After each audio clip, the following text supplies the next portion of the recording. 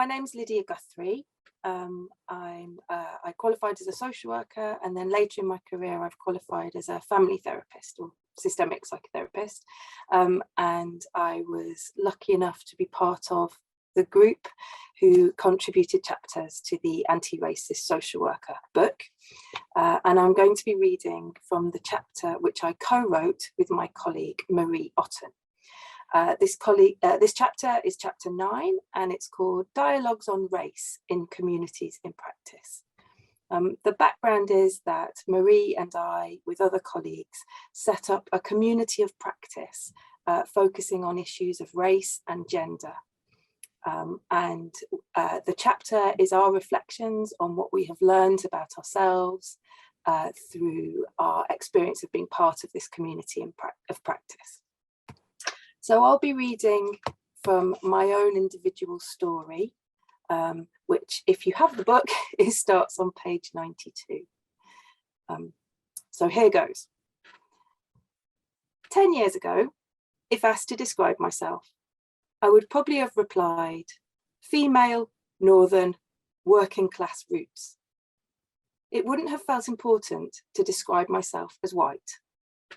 At that time, I believed that my life narrative had been more influenced by my class, my gender, and my geography than by my race. I grew up in the northwest of England and attended a fee-paying grammar school on a full academic scholarship. My household income was lower than my friends, so class and money felt relevant to me. I was female, raised by a single mother, and so gender seemed relevant.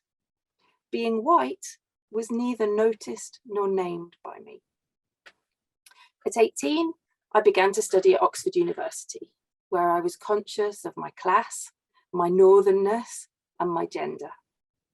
These themes were pertinent because they marked me out from more powerful groups in my communities. I realise now that the choice of whether to pay attention to race was a privilege afforded to me because I was part of a dominant group. I chose to train as a social worker, motivated by ideas about social justice.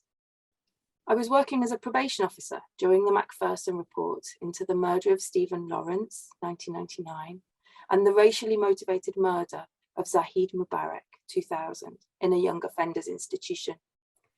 Through these events, I developed an awareness of the institutionalized racism within the criminal justice system. Looking back, I considered myself a good, nice, liberal white person for even naming racism in the system within which I worked. But my relationship with race remained out there as an issue separate from myself because I was white within a white-dominated society. So how has this changed? During my training as a systemic psychotherapist, I've begun to question the ways in which I've benefited from being a white person in a society which grants privilege to whiteness. Listening to fellow students from Black and ethnic minority backgrounds speak about their experiences of racism and discrimination has caused me to reflect upon my own life narrative and to come to question the ways in which I have benefited from being a white person. It's uncomfortable to challenge the narrative that I earned my places at school and university on merit alone, or to consider the ways in which my professional achievements have been supported by my identity as a white person. Instead, to begin to see this in terms of wider racial inequality and the forces of structural inequalities is uncomfortable, and it makes me want to turn away. I did work hard, but I was offered opportunities that weren't available to many of my peers from minoritized communities. And I would have had to have worked harder had I not been white.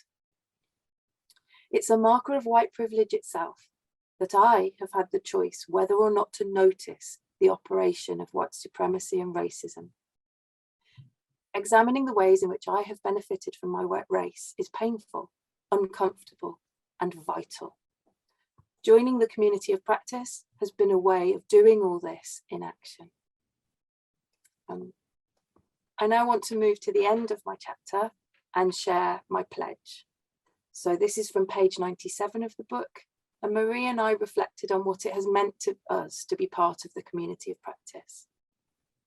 And for me, Being part of the group has helped me to notice and name some of my assumptions about myself and about race, and to build authentic relationships across racial difference.